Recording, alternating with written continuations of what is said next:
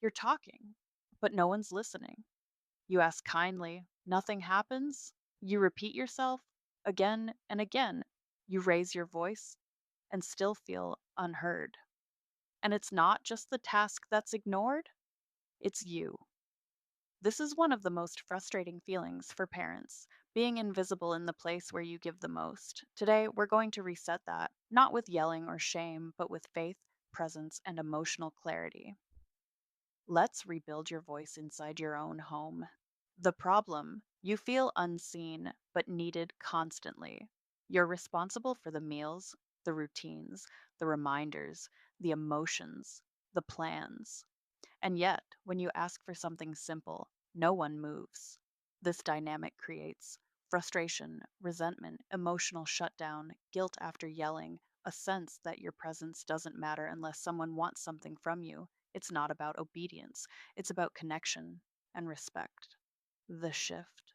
Move from frustration to authority with calm. You don't have to control everyone, but you can lead the energy of your home. Here's a three-part reset for when you feel unheard, based on faith, calm authority, and emotional safety. The Respect Reset Plan. 1. Pause before reacting. Respond with presence, not panic. Instead of jumping to louder, try, I asked once, I'm going to pause and reset before I speak again.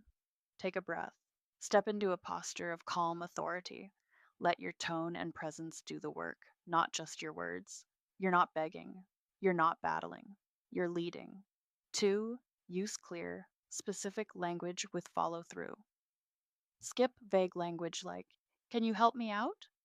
Use, please put the shoes in the basket now. Pause your show and come set the table. I'm asking once, I'll follow through next. Follow through examples. Turn off the screen if ignored. Remove the item if not picked up. Pause the task and wait without yelling. Let your calm action replace emotional escalation. 3. Debrief later, not in the heat of the moment.